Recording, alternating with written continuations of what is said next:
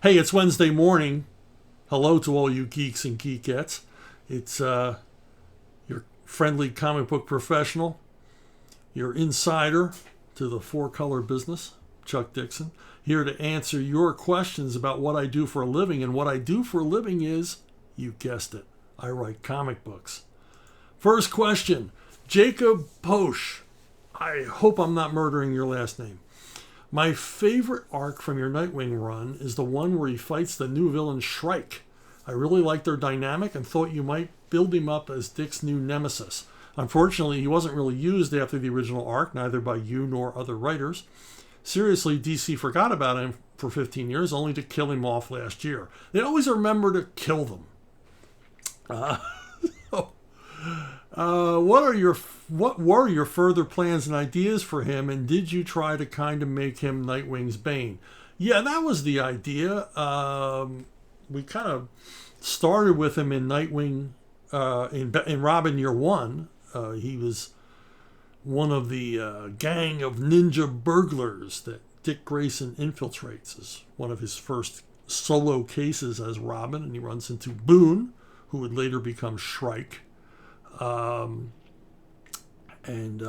So I always wanted to see Boone return, and so we brought him into Nightwing. And I didn't use him much after this appearance because it was late in my run. I wasn't on the book much longer after this, but it was always my intention that Shrike go into kind of moratorium after this appearance, after reintroducing him into the world of the adult Dick Grayson, and kind of have him around. Eventually wanted to build Shrike into a holy crap character. The character that when you see him, because you haven't seen him in a while, you go, oh, holy crap, it's Shrike. There's going to be trouble. Kind of like Bane. Bane is a holy crap character. Dr. Doom is a holy crap character. It's when they show up, it's like, okay, now it's going to get real. And but I kind of cooled it on him for a while. I didn't want to overuse him, because that's the tendency when you come up with a solid villain, is you overexpose them and it sort of takes away their mystique. A good villain should always leave you wanting more, which I think is what they've done wrong with the Joker. There's way too much Joker out there all the time. And as I said before in some of these videos, we tried to have a year-long Joker moratorium. So the Batman office said we're not going to use him, and then the Superman office used him. So it's like, if you wanted to increase sales, give yourself a little sales bump. You had the Joker there, but we thought, well, if you resist it and make his return an event, which is what Last Laugh was supposed to be. Last Laugh was designed a year in advance to be the return of the Joker to continuity. But it was kind of blunted by the fact that the Superman office used him in a long arc a few months prior. Anyway, that's just me complaining. But thank you. I'm glad you enjoyed Boone or Shrike, however you want to refer to him. And let's move on. Greg Halecki. I really need to know the story of Mansketo and how that happened. Now, for those of you who don't know anything about Mansketo, or just remember the kind of crappy movie they made called Mansketo, Dennis Miller had a radio show for a number of years, and I was a devoted listener to it. I thought Miller was funny. I liked his point of view. I especially liked his guests. But what really fascinated me, I'm going off on a little tangent here, but this is Ask Chuck Dixon. So Chuck Dixon's going to go off on a tangent. Mostly I listened to the Dennis Miller show. The thing that drew me to it each day, if I was driving around the car or whatever, I didn't sit by the radio listening. Who does that? The thing that drew me to it was that Dennis Miller wasn't a radio professional, which made the show really cool. Especially in the first couple of years he did it. Because here's Dennis Miller, a comedian, stand-up, and he has to do 3 hours live every day. And the first few months particularly were fascinating because you could see him feeling his way. How am I going to fill these 3 hours? I'm a guy that's used to doing maybe a 45-minute set, and I got 3 hours 5 days a week. How am I going to do this? And he began to build his own repertoire. He began to, build running gags and pre-recorded segments and things like that. But it was interesting because in the final hour each day in those first few months, you could hear he was exhausted. The poor man was exhausted. His brain had turned to guacamole. And this isn't by any way insulting. This is just, it was fascinating to see someone who had succeeded as a professional in a different career take on a new career that, obviously is much of a challenge. And I'm sure if I met Dennis Miller and asked him about this, he would readily admit it was a challenge. It would be a challenge for anybody. Radio's tough.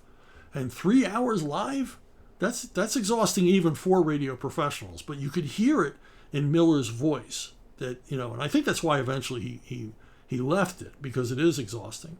And he's, an agile mind and stuff like his, it eventually wore on him. But anyway, he would create characters on the show, and one of them was Mansketo, this superhero who was half man, half Mansketo, half mosquito, and it was kind of his version of Spider-Man. And it was all theater of the mind stuff, and he would really only talk about it. And they would joke about this character that they had created, this comic book character they had created in their minds. And so I got the idea of, why not offer Dennis Miller a Mansketo comic book cover? And so I did a layout, this terrible layout, and I asked Paul Ravoche, who works in animation and far too seldom works in comics. Guy's a polymath. He's just a fantastic artist. And I said, would you want to do this cover with me? And it's totally gratis. And we're just going to send it to the Dennis Miller show, like as a gag. And it would help us promote a project that we were both working on at the time called The Forgotten Man, which was a history of the Great Depression. It's a graphic novel about the Great Depression based on Amity Schlee's epic book on that same subject. And I thought this would, get Dennis to talk about Forgotten Man. And it would just be cool. So Paul did this awesome, like 70s Marvel style cover of Mansketo. As you can see, very loosely based on my layout. And we sent it to Dennis, and Paul had a print made up of it and sent that to Dennis as well. And Dennis, he flipped over it, absolutely flipped over it. And he could not have been more complimentary and effusive. Eventually I got on the show, mostly to talk about Bane and a little bit of Forgotten Man promotion. But and it was all sincere, because Dennis, I think he had a poster of him with the Saturday Night Live cast framed in his office, and he got this Mansketo print framed and hung right next to it. So this print, this poster of the SNL cast that he had for years and one of his treasured possessions, he thought Mansketo belonged up there next to it. So that was very complimentary. So that's really how it happened. It was kind of just a volunteer thing. Just me and Paul having a goof. So, Keith Morange, I would like to know what you think of the Marvel method of scripting. I've come across writers who say they love writing this way. Of course they do. Because they love collaboration. They love collaboration. Now, they like getting paid to write like 2 or 3 paragraphs. As an artist, I've seen writers use the Marvel method to do less than half of their job. Oftentimes, far less. Trust me. As a writer-artist myself, whenever I see someone say they work in the Marvel method, I can't help but take it as a red flag. I understand that Stan Lee was writing many books and had a history with his teams, and history shows they felt slighted from working that way. I think if you have a vision, the writer writes that vision. Otherwise, the artist deserves a co-writing credit as well. I agree with you 1,000%. I think John Buscema, Jack Kirby, Steve Ditko, Gene Colan, Don Heck, all those guys, and all the guys into the 70s who worked Marvel Method, I think they deserve the co-writing credit, because they were, in a lot of cases, writing the book. Beyond the original premise that Stan or Roy Thomas or Marv Wolfman or whoever would come up with.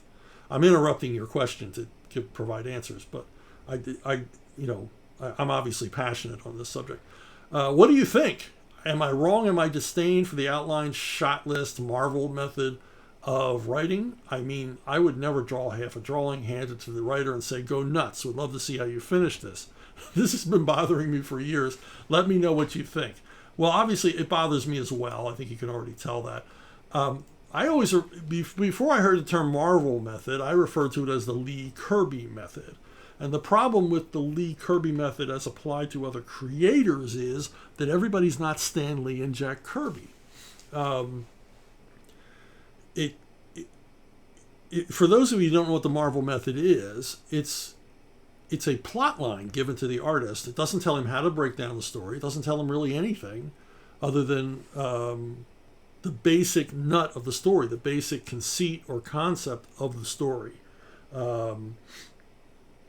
Stan Lee, I don't know if this is apocryphal, but Stan Lee famously said to Jack Kirby, "What if the Fantastic Four met God?"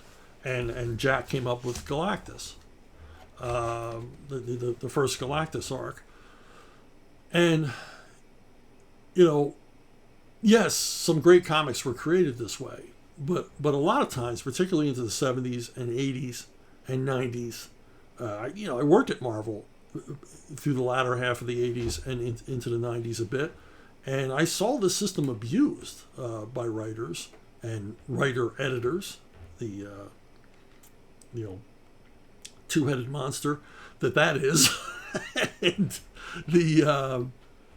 often they would just write anything, just throw something against the wall, and it was up to the artist to provide the suspense, the action set pieces, all this other stuff. This became particularly troublesome to me when we got involved in crossovers, and we had a crossover called Dead Man's Hand. And it had the Punisher, Daredevil, I think Ghost Rider, I forget who all else. They were all the street level characters in Marvel in this big crossover. Now, I was writing full script. So whoever got my scripts knew exactly where I was beginning and ending my story. But I would get these plot lines by other writers, and they might be like one typewritten sheet for the whole issue. And it wouldn't describe where it was taking place or anything else. Now, while I'm writing this, these issues are being drawn, and I won't see the artwork.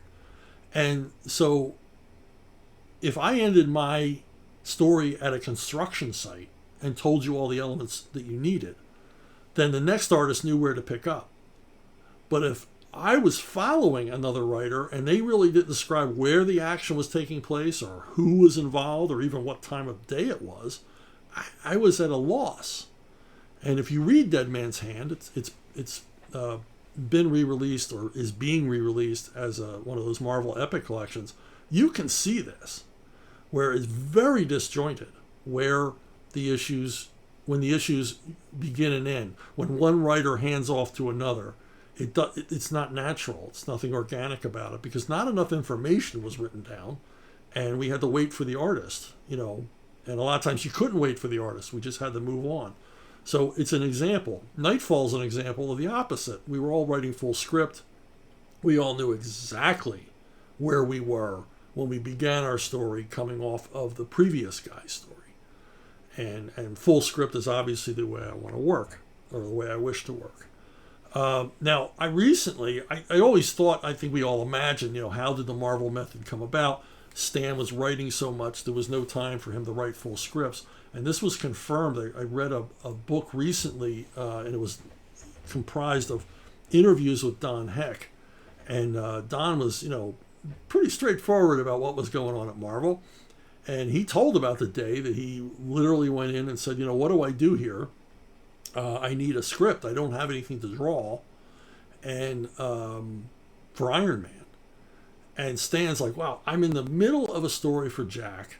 I've got another story I promised to someone else. I'm just not going to be able to get to it today. And Don's like, but I've got to get started. You got to give me something to get started. And that's when the Marvel method was born. So Stan started, he just wrote a couple of paragraphs quickly and handed them off to Don, and Don went his merry way. Now, Don reveals in the interview that, this was an Iron Man story, and it was left up to him to create the ancillary characters needed for the story. And he had to create the suspense sequences. He had to create the action set pieces. He pretty much, beyond maybe a name for a villain, had to create everything about the villain, what they looked like inside costume and outside costume. Stan wasn't contributing any of that. That was all Don. And Don says that, he created Happy Hogan and Pepper Potts and characters like that. And how the suit worked and, whatever. And then he talks about how he was dismayed that they made him make Happy more handsome and made him make Pepper Potts, more, standard attractive. He drew her as, a comedy relief character, like a comic actress would play. Happy Hogan was a boxer. He had the cauliflower ears and his face was beat up. And I remember as a kid, I found those characters really interesting. I recognized them. I could relate to them. And then in later stories, when Don had to pretty them up, I found them less engaging. So Don's instincts were right here and Stan's weren't. But that's a lot of what's wrong with the Marvel method, is you're leaving it up. Now, when you leave the story up to someone as talented as Don Heck or Jack Kirby or Gene Colan or Steve Ditko, you're in good shape. But if you're writing Marvel method for like a newcomer or a guy who doesn't quite get it yet, Don Hex talks again in this book about how John Buscema was flummoxed by the Marvel method at first, and he came to Don for advice. Don and John Buscema were good friends, and they helped each other out a lot. And Don said, "Well, this is what I would do." Because if you look at John Buscema's work prior to working at Marvel, it's well drawn but kind of staid and boring. A lot of medium shots. He worked a lot for Dell Comics, and his stuff is like well drawn but not exciting. And Don showed him, what to do. This is what we're looking for. We're looking for this Jack Kirby energy all the time. And you could do this, you could do this, you could do this. And you can see Buscema's work evolve from his beginnings at Marvel, and he's like getting it. He's getting the Marvel look, and that's a lot of what Don did for him. But again, this is nothing to do with Stan. This is the artists working with each other. So, and I mean, more on this subject. I've told the story before, but maybe some of you didn't hear it. Archie Goodwin told me a story. His very first day working at Marvel, he interviews with Stan. Stan knew who he was. And Stan says, I'd love to have you work at Marvel. And can you start right now? And Archie says, you mean today?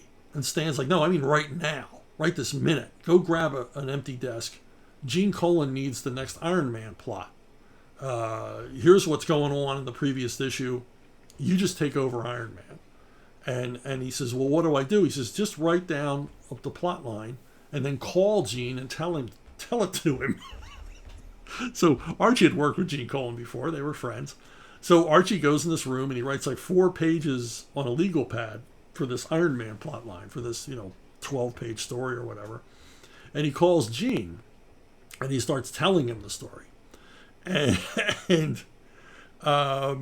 Archie said that every time he took a breath, Gene would go, that's it? That's the story? And Archie said, no, I have a little bit more. And he would tell him a little bit more. Take a breath. And Gene would go, is that it? Is that the story? And Archie's like, no. And they did this like 3 or 4 more times. And finally Archie said, yeah, that's it. That's the story. Even though he had like 2 more typewritten or 2 more handwritten pages to read him. He just, okay, that's it. And so Gene just took that and turned it into a story. If you look at Gene Colan's stories from the period, you can see the Marvel method at work more plainly than anyone else. Because Gene Colan, genius storyteller, terrific artist, dedicated, consummate professional. But the one problem he has was he liked to open big. And then at the end of the plot line, didn't leave a lot of room. So if you look at like Gene Colan Avengers issues, where he opens with splashes and double-page spreads and everything else, and then by the end of the story, we got like 8-panel pages filled with words. So Gene would get excited at the beginning, not thinking, hey, I'm using up my real estate here on this plot line. And then he gets to the end and he goes, oh my God, Roy wanted all this character stuff in there. I got to jam this in right in the last few pages. So, but that was the Marvel method. And yeah, with the right collaborators, it works great. With the wrong ones, it doesn't. And I just think full script is better. My own experience with the Marvel method is when I first started working at Marvel. When I did Savage Tales, these were 8-page stories, and they've got to be scripted. So my first work for Larry Hama at Marvel was scripted, full script. When he brought me on to do the lead feature on Savage Sword, 50 pages a month, he says, he would prefer if I worked Marvel method. And my regular artist was going to be Gary Quapis, who I did not know at the time, but we're good friends now, and he's my most frequent collaborator over literally decades. But at that time, we didn't know each other, and Larry said that Gary prefers Marvel method. And I said, okay, I'll give that a swing.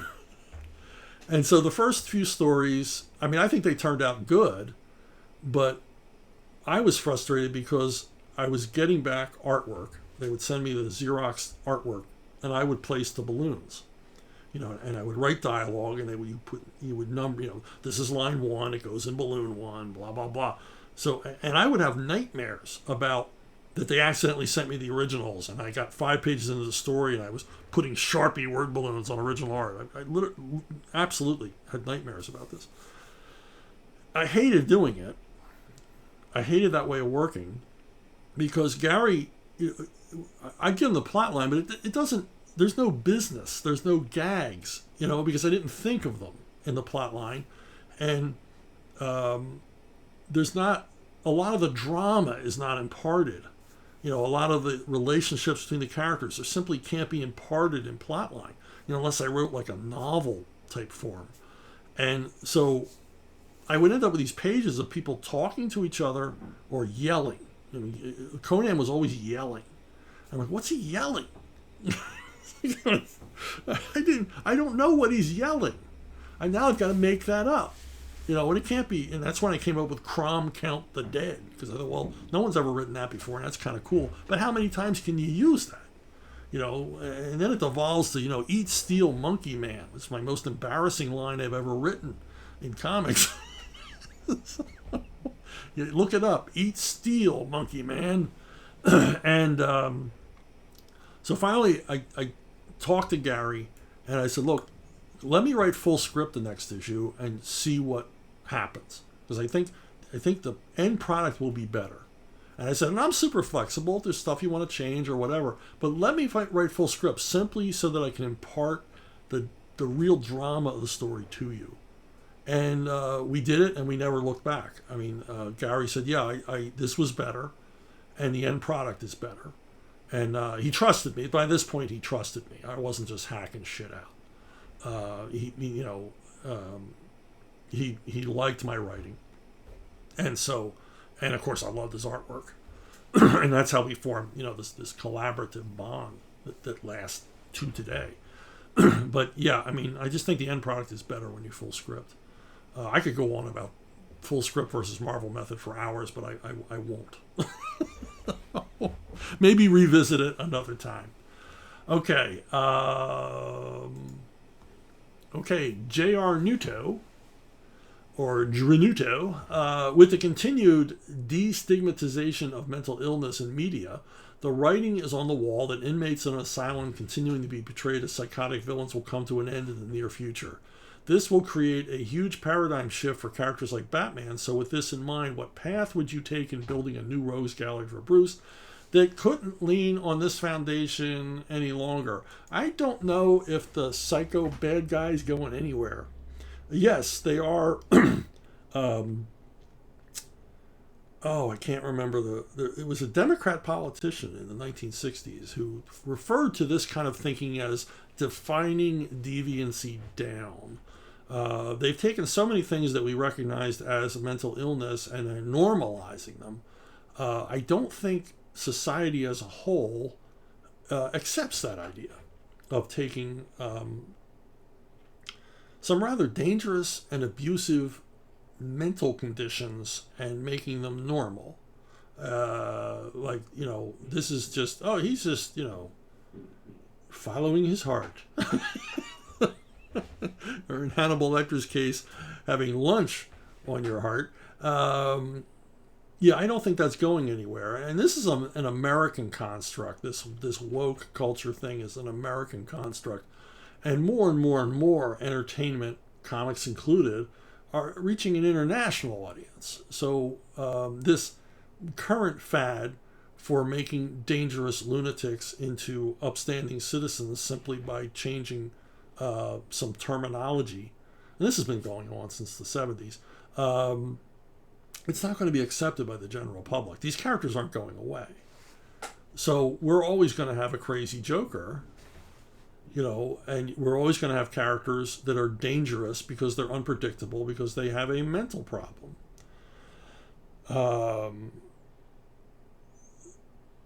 Not to say, I'm not sympathetic toward people that have mental problems. I think severe mental problems, schizophrenia, things like that, are worse than cancer, really.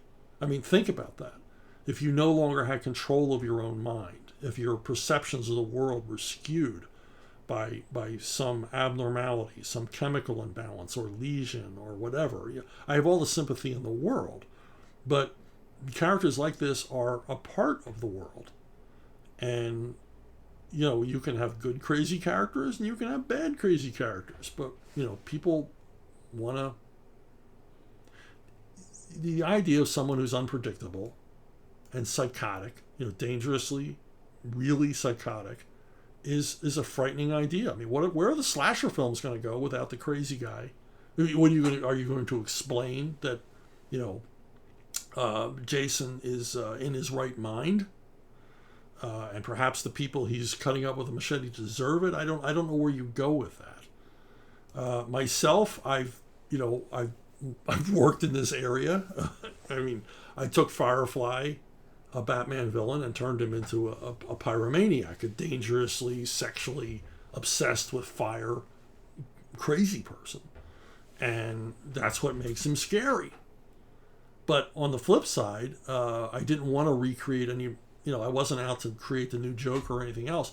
I created a lot of Batman villains who weren't necessarily insane, didn't necessarily have mental problems. They were criminals for mercenary reasons, like Gunhawk and the Actuary, who was a former insurance company employee who decided that he could turn his odds-making skills to better advantage as a criminal.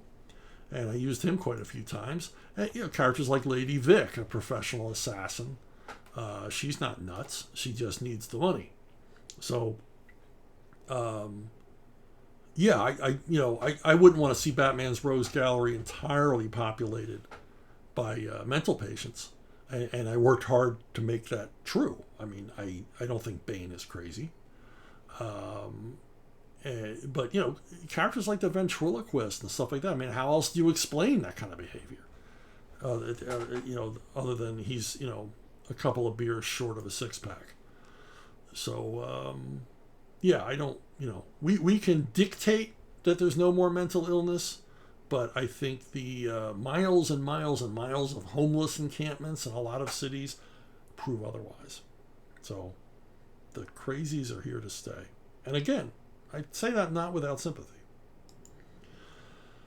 David T. Zwally. I love the cross-gen title Brath. I thought you did an amazing job of capturing the Conan aesthetic to a Celtic Pictish character. It was one book that I couldn't wait for the next issue. Where did you want the story to go, evolve to, if cross-gen survived? Is there anything you'd do different if you were writing the title today? No, I don't think so. I wouldn't change anything. The only thing I would change is I would have it take place on Earth.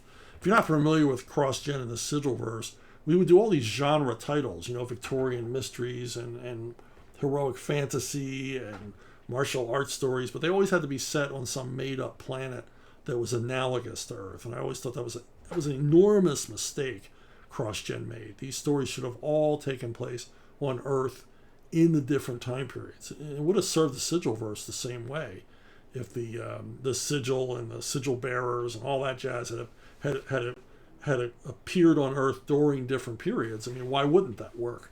But I had to sort of, I was supposed to make the world of Brath different than the world of the Roman Empire. as the Roman Empire was battling the Germanic tribes and the Gauls, but I really didn't.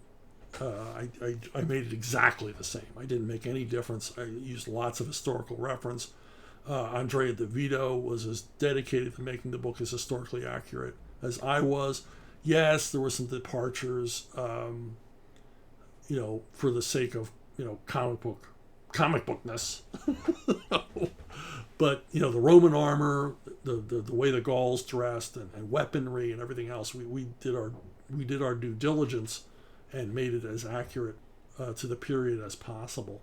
So I wouldn't have changed any of that. Where I was going, I don't know. I was just going to continue Sword and Sandal adventures. I was going to kill off that one Roman general, I believe, and replace him with an even worse villain, because that's what you do. But, it was a lot of fun to work on.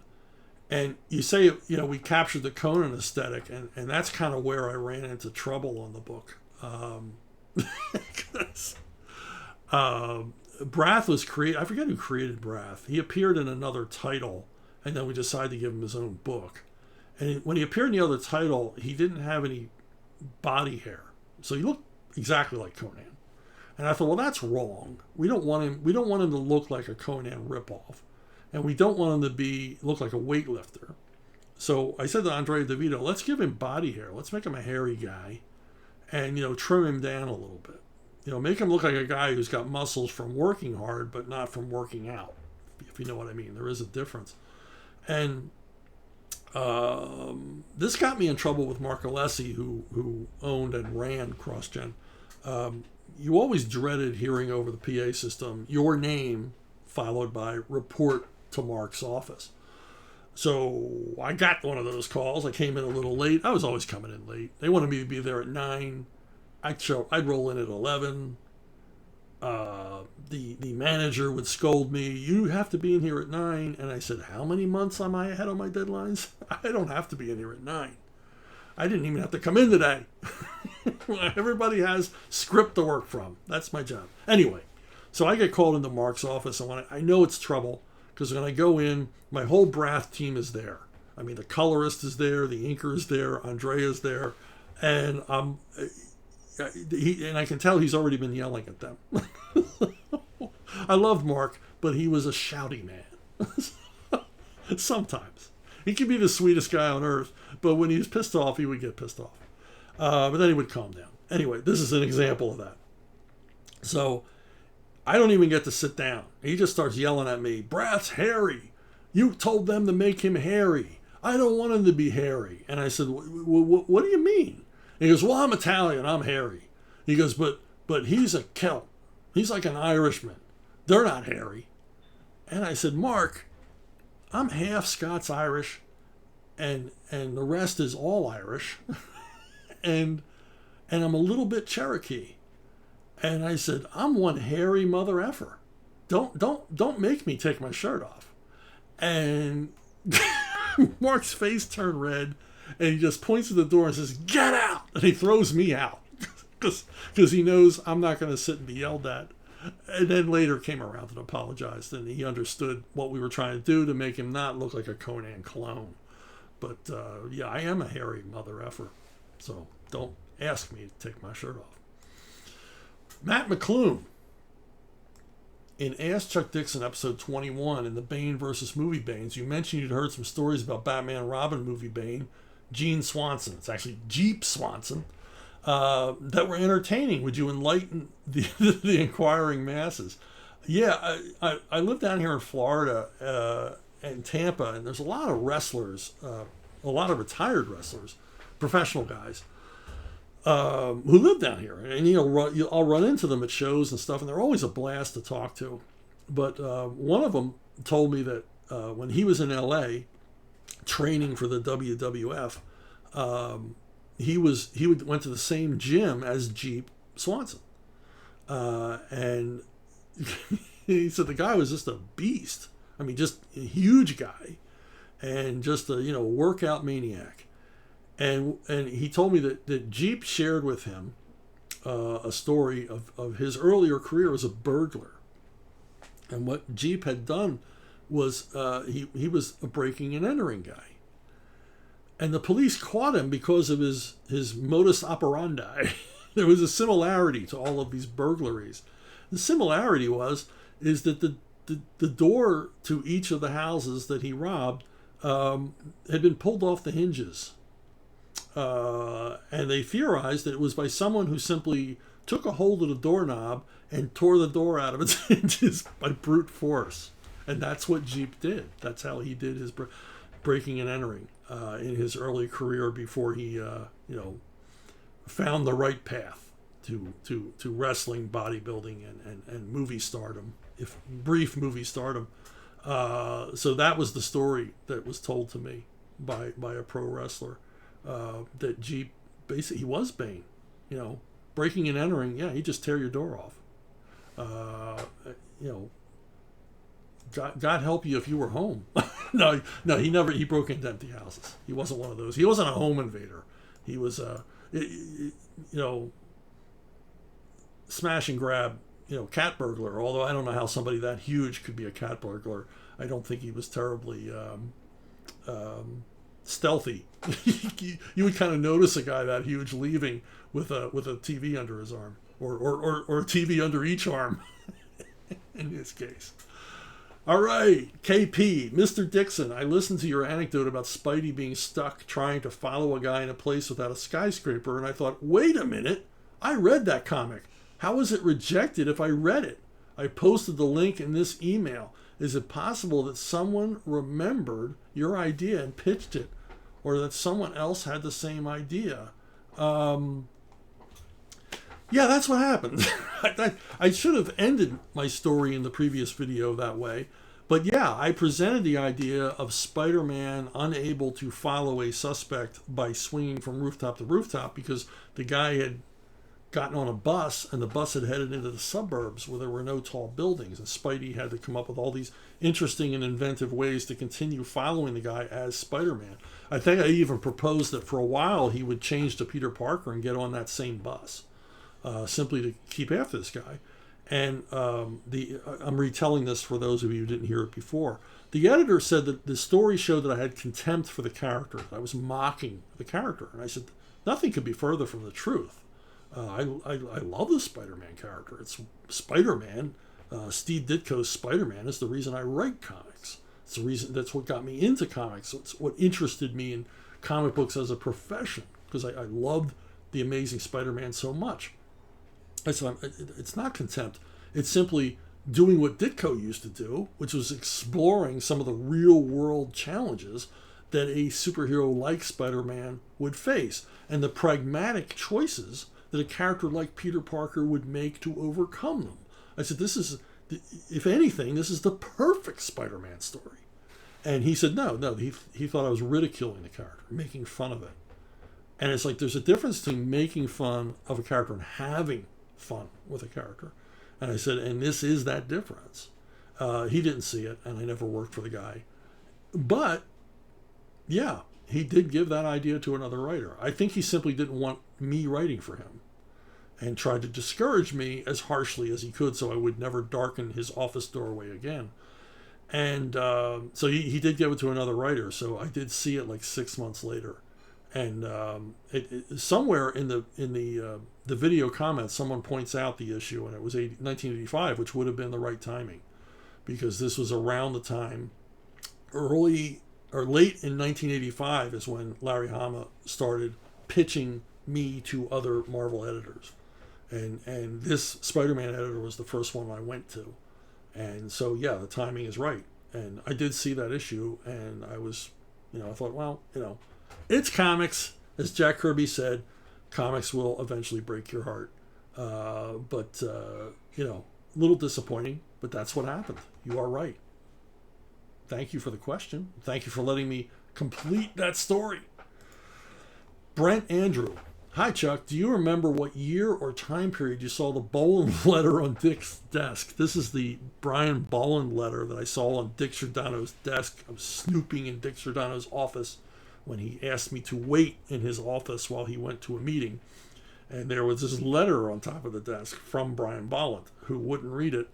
And it was about how Brian Boland was weighing a deal with Dargaud, a French publisher, to do a series of graphic novels, and that DC needed to, get off the pot about whether or not they were going to do Killing Joke. They needed to pull the trigger on it so that he would know what to do. That he would take the Killing Joke deal over the Dargaud deal, but he couldn't wait much longer because he needed work.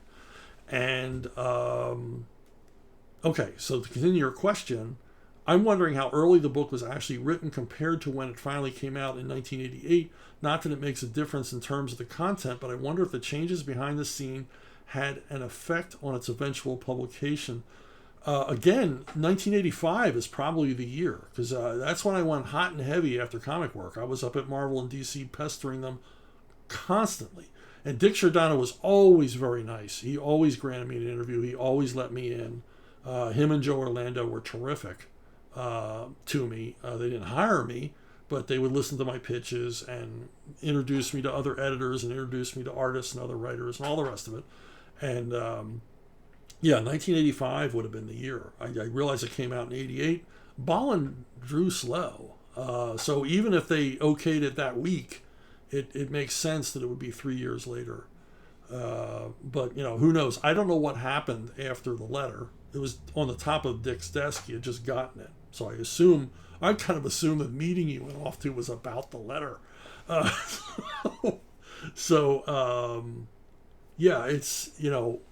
So 1985 would have been when I saw the letter, and then the book wasn't released until much later. Or finished and released until much later. And still not a fan of Killing Joke. Sorry. So, anyway. Hey, Graham Nolan has a new project coming out from his Compass Comics group. And this one's different than all the ones he's done before. Graham's producing some excellent comic work on his own independently through Compass Comics, having tremendous success crowdfunding, and he's a hero to all of us. He's truly gone independent, and all of his projects up till now have been uniformly excellent. But this one's special because I wrote 2 stories in it. So it's an anthology. It's 100 big pages. It's 10-page stories, each by a different creative team. And what they are is the old-fashioned He-Man, tough guy action stories. Just unapologetic, Charles Bronson, Chuck Norris kind of stories. And it's science fiction and period pieces and westerns and all kinds of stuff. And some really top talent like Bo Smith, Michael Golden, Butch Geis are involved with it. But I've written 2 stories, one a Viking action story that will be drawn by the great David Williams, and a science fiction tough guy action story drawn by the equally great Larry Stroman, who I haven't worked with since the last time we worked on Alien Legion together. So it's giant-sized, two-fisted manly tales. The campaign just began a couple of days ago, and you want to get in on this. You just go to Indiegogo and check it out. And I'm sure Graham will be updating it with new artwork and stretch goals and all the rest of it. And but it's, like I say, 100 big pages. Manly pages. Are you man enough, big and bad enough for giant size, two-fisted manly tales? Well, go to Indiegogo and find out. As always, if you had questions or if you want to take advantage of that American Power Master File offer, you can reach me at brunobookstore@gmail.com with all your questions, comments, links, whatever it is you want to send me, recipes, have at it. But this is where to reach me. It's the most reliable contact that I can offer you. And thanks for listening. Thanks for watching. Thanks for supporting and liking and all the other things you do. And I will see all of you down the road.